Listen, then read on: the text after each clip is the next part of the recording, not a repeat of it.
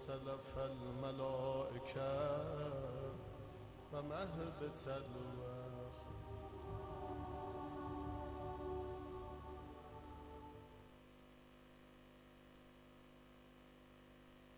اعوذ باللہ من الشیطان الرجیم. بسم اللہ الرحمن الرحیم. الحمد للہ رب العالمین. الصلاۃ والسلام علی اشرف الانبیاء والمرسلین واہل بیت الطیبین الطاہرین المطہرین ولعنۃ الدائمۃ علی اعدائهم اجمعین. اما بعد فقد قال اللہ تبارک و تعالی فی محکم کتابہ المجید و فرقانہ الحمید. بسم اللہ الرحمن الرحیم. هو الذی ارسل رسولہ بالہدی ودین الحق لیظہرہ علی الدین ولو کان. حضرات محترم، ناظرین مکرم، امام حسین کی طرف سے پروگرام مال منتظر، میں آج 3 رمضان کو حاضر خدمت ہوا ہوں. ہمارا موضوع، میری کوشش ہوگی کہ ہم گفتگو کریں وجود امام اور ہم کس ایمان. دیکھیے، اس آیت کی میں نے تلاوت کی ہے. پروردگار عالم کہہ رہا ہے کہ هو الذی ارسل رسولہ بالہدی ودین الحق، کہ وہ ہے کہ جس نے اپنے رسول کو خدا اور دین حق کے ساتھ بھیجا. کیوں بھیجا؟ لیظہرہ علی الدین کلہ، تاکہ اس کا دین ہر دین پر غالب ہے. ولو کارہ المشرکون، اور چاہے مشرکوں کو کتنا ہی برا کیوں نہ لگے. دیکھیے، سوال یہ پیدا ہوتا ہے کہ ذات احمد مصطفیٰ محمد مصطفیٰ پروردگار عالم کی طرف سے اس کائنات میں ارسال اس لیے کی گئی کہ خدا کا دین ہر دین غلبہ پا جائے. آج یہ دنیا کہتی ہے کہ آپ اپنے دین پہ رہیں، عقیدہ ٹھیک رکھیں، آپ اپنے دین پہ ہی کامیاب ہو جائیں گے. یاد رکھیے گا، اگر ہر دین ٹھیک ہوتا تو کبھی خدا رسول کے دین کو دین حق نہ کہتا. اگر ہر راستہ ٹھیک ہوتا تو کبھی خدا اسلام کے راستے کو حق نہ کہتا. اس کا مطلب کہ حق صرف دین مصطفیٰ میں ہے، باقی جو بھی دین ہے وہ باطل. اب سوال یہ پیدا ہوتا ہے کہ جب خدا نے احمد مصطفیٰ کو ارسال کیا تو خدا نے کہا میں نے دین حق کے ساتھ بھیجا، اور یہ ایسا دین ہے کہ جس نے غلبہ حاصل کرنا. لیکن ہم دیکھتے ہیں اقوام عالم میں بہت ساری اقوام پائی جاتی ہیں، ہر شخص ایسا نہیں ہے جو محمد رسول اللہ کا کلمہ پڑھتا ہو. تو سوال یہ پیدا ہوتا ہے کیا دین غالب نہیں آیا؟ ذات احمد مصطفیٰ تو 1400 برس پہلے گزر گئی، اب دین غالب کیسے آئے؟ یاد رکھیے گا، یہ اسی محمد کے بارے میں آیت ہے جو پردہ غیب میں موجود ہے کہ جب وہ آئے گا تو خدا کا دین غالب آ جائے. ہر ایک محمد رسول اللہ کا کلمہ پڑھے گا، ہر جگہ اسلام کا بول بالا ہوگا، ہر جگہ دین الہی دین حق قائم ہوگا. یہ تبھی قائم ہوگا کہ جب قائم آ جائے. دیکھیے، امام کے وجود کی بے بہا دلائل ہیں قرآن میں، اور میں اکثر کہا کرتا ہوں کہ ہر وہ آیت جس کی ابھی تک تعبیر دنیا کو میسر نہیں ہوئی وہ دلیل ہے وجود امام زمانہ. اس لیے کہ کوئی ایسا صاحب تفسیر ہے کہ جو اس آیت کی تفسیر پیش کرے. اگر عام الفاظ میں لیا جائے تو حروف مقطعات الف لام میم، جتنے بھی مفسران ہیں سب قاصر ہیں اس کی تفسیر. یہ الف لام میم کیا ہے؟ یہ وہی بتائے گا جو وارث قرآن، جو وارث الف لام میم. یہ اس بات کی دلیل ہے کہ کوئی ہستی موجود ہے کہ جس نے ان آیات کی تفسیر ابھی بتانی ہے کہ جن کی تفسیر کوئی کر ہی نہیں سکتا. کوئی معصوم ایسا موجود ہے کہ جو ایک کلام معصوم کی تفسیر بیان کرنے آئے گا. کوئی وجود ایسا موجود ہے کہ جو ابھی پردہ غیبت میں ہے مگر ظاہر نہیں. صاحب تفسیر المیزان آغا سید محمد حسین طباطبائی سے ایک شخص نے پوچھا کہ کوئی ایک آیت ایسی بتائیے جو وجود امام پر دلالت کرتی کہ آپ کا امام موجود ہے۔ تو انہوں نے بڑی خوبصورت بات کی، انہوں نے کہا سورہ قدر کی آیت تنزل الملائکۃ والروح فیہا بإذن ربہم من کل امر، انہوں نے کہا اس سے بڑی کوئی آیت ہو ہی نہیں سکتی۔ خدا کہہ رہا ہے تنزل الملائکۃ، ماضی کا سیغہ نہیں ہے، مضارع کا سیغہ، پریزنٹ کنٹینیوس ہے، کہ جب بھی شب قدر آتی ہے تو ملائکہ اور روح نازل ہوتے ہیں امر لے۔ جب تک ذات احمد مصطفیٰ محمد مصطفیٰ دنیا میں ظاہری حیات میں رہے ان سے نازل ہوتے۔ جب شاہ نجف مولا علی خلیفہ بلا فصل بنے تو ان پہ نازل ہوتے، ان کے بعد امام حسن، ان کے بعد امام حسین، یہ سلسلہ متواتر کے ساتھ چلتا چلتا حجت دوراں تک آیا۔ اب جو نازل ہو رہے ہیں اس کا مطلب کہ کوئی وقت کا محمد ہے کہ جس سے ملائکہ اور روح نازل ہوتے، کوئی اول الامر ہے کہ جس کی بادشاہت ہے، کہ جس کی موجودگی میں سارا نظام امر چلتا، اگر وہ نہ ہو تو دنیا تحس نحس ہو جائے، اگر وہ نہ ہو تو دنیا برباد ہو جائے، اگر وہ نہ ہو تو سب کچھ ختم ہو جائے۔ دیکھیے وجود امام کائنات کے لیے کائنات کا جو یہ نظام ہے، میں حیران ہوتا ہوں، لوگ کہتے ہیں کہ تمہارا امام ہے تو نظر نہیں آتا، تو میں ان کے لیے ایک جواب دیا کرتا ہوں کہ جو نظر آ رہے تھے دنیا نے ان کے ساتھ کیا سلوک، جو سامنے تھے ان کی ولایت کو کتنا مان لیا۔ ہمارا ہر امام کوئی تلوار سے شہید کیا گیا، کوئی زہر سے شہید کیا گیا، پابند توق سلاسل رہا، زندان میں جوانی گزار دی۔ ہر امام کے ساتھ دنیا نے ظلم کیا، اس لیے خدا نے اسے پردہ غیبت میں، کیونکہ پروگرام کا نام جمال منتظر ہے۔ دیکھیے جمال ہوتا کیا ہے، میرے ذہن میں ایک بات آ گئی، سنتے جائیے۔ پروردگار عالم کی جتنی صفات ہیں عزیزان محترم، خدا نے ان سب کا مظہر بنایا ہے ذات عالم، اس کی جتنی بھی صفات ہیں وہ ظاہر ہوتی ہیں ذات عالم ہونا۔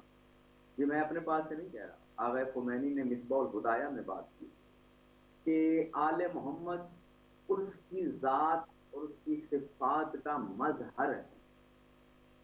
اب خدا کی جتنی بھی صفات ہیں وہ دو قسم کی، یا جمالی یا جلالی، جمالی صفات ہیں یا جلالی صفات، یہ دو قسم کی صفات، تیسری کوئی قسم نہیں پائی جاتی۔ جمال اور جلال میں فرق کیا ہے؟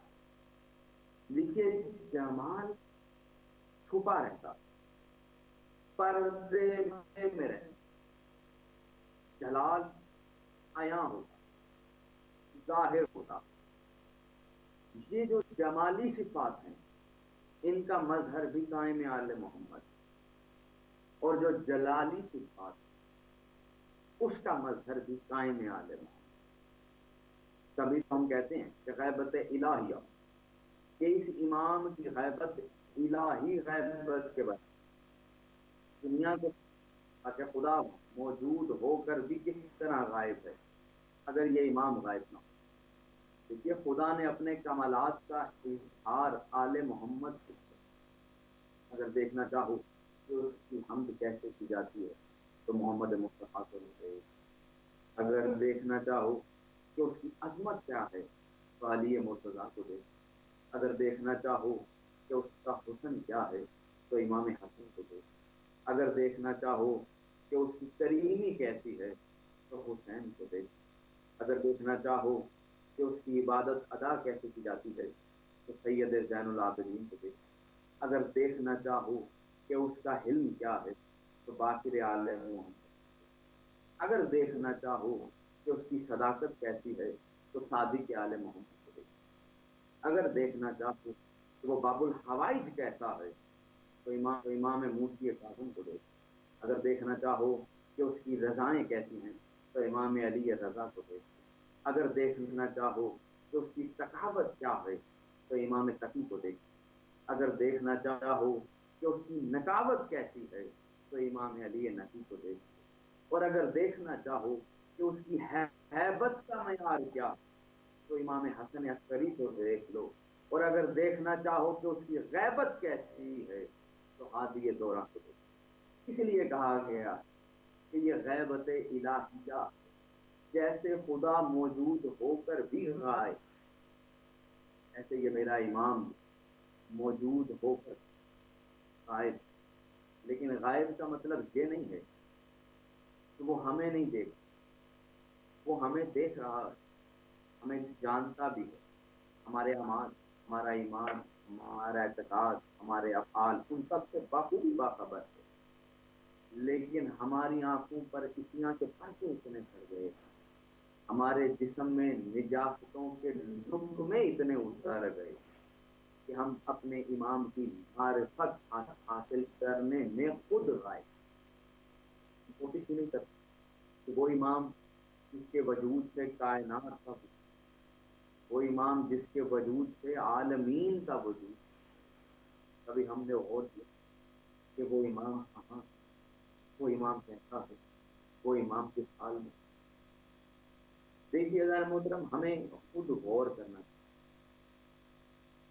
میرے مولانا نے فرمایا اگر ایمان اور عمل میں کسی ایک چیز کا انتخاب کرنا پڑے تو ہمیشہ ایمان کا انتخاب کرنا، اس لیے کہ عمل پہ توبہ قبول ہو جاتا ہے، لیکن اگر ایمان ہاتھ سے چلا جائے تو سب کچھ ضائع، ہر چیز ضائع ہو۔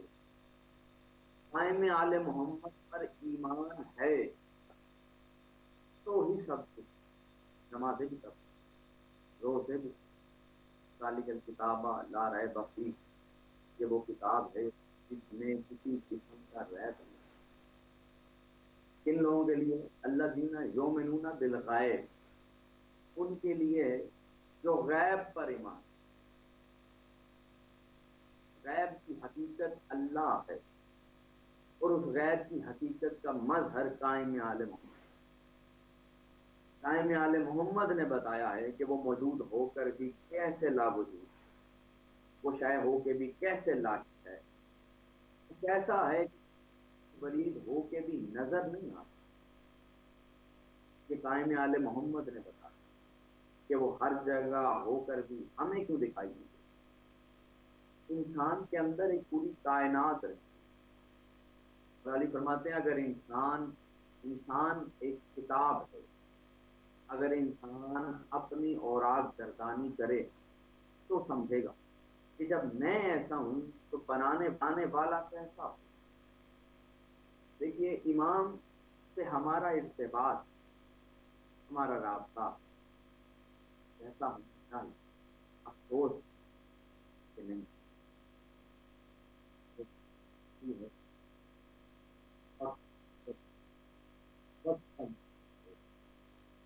لیکن ہمارا کوئی بات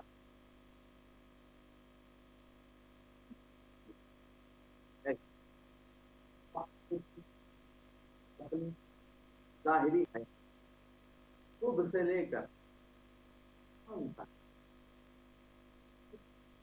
کو یاد، خود سے لے کر شام، ہم نے کسی پوچھا کہ اے امام آپ کہاں ہیں؟ میں شابان آتا تھا جب ہم امام کو خط لکھ کر، وہ بھی اس لیے کہ امام نے کہا کہ تم مجھے خط لکھو تاکہ تمہارا مجھ سے فزیکل انٹریکشن رہے، تمہیں پتا ہو کہ جسے خط لکھ رہا ہوں وہ پڑھتا بھی ہے، کیونکہ خط اسے ہی لکھا جاتا ہے جو وجود رکھتا ہے، جو حیات میں پتا ہے، جو دنیا میں موجود ہو، خط اسی کے لیے لکھا۔ لیکن آپ کو ذرا دل پہ ہاتھ رکھ کے سوچ کہ یہ دنیا، یہ ماحول، یہ معاشرہ، یہ سوسائٹی جہاں ہم زندگی گزار رہے ہیں، اگر ہمیں کسی سے مجازی عشق بھی ہو جائے تو ہم میسیجز کرتے ہیں، بیٹریز موبائل کی لو ہو جاتی، لیکن ہمارے پاس اتنا وقت ہوتا ہے ہم میسیج کرتے رہتے ہیں، پیکیجز ختم ہو جاتے ہیں، باتیں ختم نہیں ہوتی۔ تو مجازی عشق کا یہ عالم ہے کہ ہماری روح ہمارا جسم بےتاب ہو جاتا ہے اگر رابطہ نہ آئے۔ تو جو حقیقت قائم حال محمد، کیا اس کو صرف سال میں ایک روز کے لیے رابطہ کرنا چاہیے؟ کیا اسے سال میں صرف ایک خط لکھ کے دینا چاہیے؟ سوچئے، مجازی عشق کا یہ عالم ہے تو حقیقی عشق کا عالم کیا ہونا؟ حقیقت ہونی چاہیے کہ ہماری ہر سانس میں انتظار میں، ہماری ہر سانس میں مولا کا خیال ہونا چاہیے۔ اور خدا کی قسم کہ اگر ہم اپنے ہر لمحے، ہر لہجے، ہر سانس میں قائم حال محمد کو یاد رکھیں تو کبھی کوئی گناہ کر سکتے، کبھی کوئی لقمہ حرام ہمارے بطن میں نہ جانے، کبھی کسی کو رنج و علم کا باعث ہم نہیں بنے۔ اس لیے کہ ہم جب امام کو یاد رکھتے ہیں تو امام کی بھی یاد رکھیے گا، محمد الرسول اللہ پڑھنا اسے فائدہ نہیں دے تو صرف محمد رسول اللہ پڑھتا ہو، محمد کو مانتا ہو، محمد کی نہ مان کلمہ لا الہ الا اللہ اسے فائدہ نہیں دے گا جو اللہ کو بھی مانتا ہو اور بتوں کا بھی پجاری۔ دیکھیے کہ لا الہ الا اللہ پڑھنا اسے فائدہ دے گا جو لا پہ قائم رہے، پھر الا اللہ کر رہے۔ جتنا لا مضبوط ہوگا اتنا ہی الا اللہ کا بھی ہوگا، جتنا تبرہ اچھا ہوگا اتنا ہی تولا اچھا ہوگا۔ جب لا الہ الا اللہ عبور کر کے محمد الرسول اللہ تک جائے گا تو محمد الرسول اللہ پڑھنا کافی نہیں، محمد الرسول اللہ ماننا اور محمد الرسول اللہ کی ماننا بھی کافی ہے۔ کی مانیں گے تو ہی آپ سچے مسلمان۔ اسی طرح اکیلے الاجل الاجل الاجل یا صاحب الزمان کہنا کافی نہیں ہے، الاجل کے ساتھ وہ اقدامات کرنا کہ اگر میرا امام آ جائے اور میں اس کے سامنے کھڑا ہوں تو کیا اپنے اپنے گریبان میں جھانک کر دیکھیے، کیا ہم میں اتنی طاقت ہے کہ ہم زہرا جلال کے سامنے کھڑے ہو کہ مولا میں نے تیرا انتظار برسوں کیا، مولا میں تیرے دیدار کا محتاج رہا۔ ہم یہ کہہ سکتے ہیں؟ اگر ہم یہ کہہ سکیں کیا مولا یہ نہیں پوچھیں گے جن آنکھوں سے انہیں میرا دیدار کرنا تھا ان آنکھوں کا وضو کتنی درد تھا، ان آنکھوں کو طاہر کتنا رکھا، جس قلب میں میری محبت رکھنی تھی اس قلب کو پاک کتنا رکھا، جس جسم کو تو میری نصرت میں کام میں لانا چاہتا تھا، میری نصرت جس جسم سے کرنا چاہتا تھا اس جسم کو گناہوں سے، لذت دنیا سے، فحشات سے دور کتنا رکھا۔ ہم بے خبر نہیں تھے، ہم بے خبر، اسے معلوم ہے کہ ہم کیا، وہ جانتا ہے کہ ہمارا الاجل کی صدا بلند کرنا زبانی ہے، کلامی ہے یا عملی۔ الاجل کی صدا عملی ہوگی تو بھی فائدہ ہو۔ ایک نجف کے استاد سے سید حسن ان کا نام، مشکل کا وقت آیا، پریشان ہوئے، غربت نے گھیر لیا، خاکے گھر میں رکھے جانے لگے۔ انہوں نے روز امام کو خط لکھنا شروع کیا۔ وہ کہتے ہیں میں 40 دن تک اپنے امام کو خط لکھا، ایک ہی بات لکھی، ایک ہی بات۔ کہتے ہیں 40واں دن تھا، میں امام کو خط لکھنا بھول گیا کہ میں اپنے گھر میں تنو تنہا بیٹھا تھا کہ مجھے صدا آئی، اے سید حسن۔ میں نے سوچا گھر میں میرے علاوہ تو کوئی ہے بھی نہیں، شاید مجھے مغالطہ ہوا۔ ہو سکتا ہے مجھے خطرہ ہوئی، مجھے کسی نے صدا نہیں، کہتے ہیں تھوڑی ہی دیر گزری تھی، دوسری صدا آئی، اے سید حسن، اب جو صدا آئی وہ مجھے میرے باپ کے نام کے ساتھ آئی۔ وہ کہتے ہیں بس اتنا سننا تھا کہ میں چونکا کہ یہ جو صدا دے رہا ہے یہ میرے باپ کو کہتے ہیں کون ہے تو اتنی صدا دے رہا تھا وہ مجھے نظر نہیں آ رہا تھا۔ وہ کہتے ہیں لیکن اس کی جو صدا تھی اس نے اگلی سزا دے کر یہ کہا ہے سید حسن تم یہ سمجھتے ہو کہ ہم تم سے باخبر نہیں، ہم تمہارے حالات نہیں جانتے، ہم بخوبی جانتے ہیں کہ تمہارے حالات سے۔ سید حسن کہتے ہیں بس اس کے بعد مجھے ایسا لگا کہ میری پریشانی دور ہو۔ دیکھیے آج کا دور جب ساری دنیا وبا میں پھنسی، ایک مشکل میں پھنسی ہوئی، اس مشکل سے نکلنے کا واحد راستہ وہ ذات ہے جو غیبت میں مشکل کو تھا۔ توسل تو کیجیے، صرف اس مشکل میں ہی نہیں، خدا کی قسم اپنی ہر مشکل میں دل کے دل سے پکاریے تو وہ ایسا مشکل کشا ہے کہ میرا مولا فرماتا ہے کہ دعا ابھی تمہارے لبوں سے نکل کر تمہارے کان تک نہیں جاتی کہ مجھ تک پہنچ جاتی، پکارو تو بلاؤ تو۔ مسجد جمکران ایک قصہ، مسجد جمکران میں ایک نوجوان تھا، وہ ایک عالم دین کے پاس سے گزرا، عالم دین نے دیکھا کہ اس کا حال بڑا عجیب، عالم دین نے اس سے کہا یہ تو نے کیا حال بنایا ہوا، تجھے کیا ہو گیا؟ اس نے کہا دیکھیے یہ میرا حال مت پوچھئے کیسے، تب پھر بھی بتا تو صحیح، تب مجھے ابھی میرے وقت کے امام سے ملاقات، مجھے میرا مولا ملا۔ اچھا تب پھر تو نے اس سے کیا پوچھا؟ تب میں نے صرف اتنا کہا کہ مولا خود یہ جسے مولا مل گئے ہوں اس کا حال پھر کیا رہتا، جسے وقت کا محمد مل جائے، جسے وقت کا علی مل جائے، کبھی طلب دیدار کرنے کی کوشش تو کریں، اپنی آنکھوں کو اتنا طاہر کریں کہ مولا ہمیں بھی دیدار کرے۔ کہا جب تجھے تیرے مولا ملے، جب حاجی دورہ سے ملاقات ہوئی، امام زمان سے ملاقات ہوئی، تو نے کیا سوال کیا؟ تب میں نے بس اتنا پوچھا کہ مولا یہ مسجد جمکران بھری پڑی ہے، کیا ابھی تک 313 ہی مکمل نہیں ہوئے، آپ آ کیوں نہیں جاتے؟ عالم دین نے کہا، پھر امام نے جواب کیا دیا، جواب سے پہلے اس کی آنکھوں میں آنسو آئے۔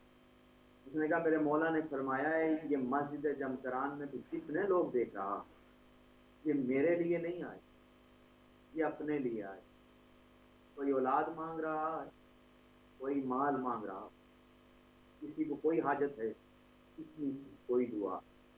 میں کیسے آؤں کہ جب یہ مجھے مانگ ہی نہیں کرتا؟ ہم خود دیکھیے کہ ہم زیارت کے لیے جاتے ہیں کرب و بلا، میری خوش نصیبی ہے میں پاکستان میں رہ کر بھی میری صدا ان فضاؤں میں گونج رہی ہے۔ ہم زیارت کے لیے کربلا جاتے ہیں تو زائرین اور ناظرین ذرا سوچیں، اپنے دلوں پہ ہاتھ رکھ کے ہم میں سے کتنے لوگ ہیں جو امام کی زری پہ جا کر اتنا کہتے ہیں مولا میں بس ملنے آیا، مولا مجھے اپنا دیدار کرا، مولا مجھے آپ سے ملاقات کر، میں بس آپ سے ملنا۔ ٹھیک ہے جالیوں کو ڈھونڈنا ثواب، مقبول حجوں کا ثواب، گھری کو ڈھونڈنا، دعائیں مانگنی چاہیے، لیکن کیا صرف دعائیں ہی مانگنی چاہیے یا دعاؤں کے ساتھ امام کو بھی مانگنا چاہیے؟ سوچیں جسے امام مل جائے تو پیچھے کیا رہ جاتا ہے مانگنے سے؟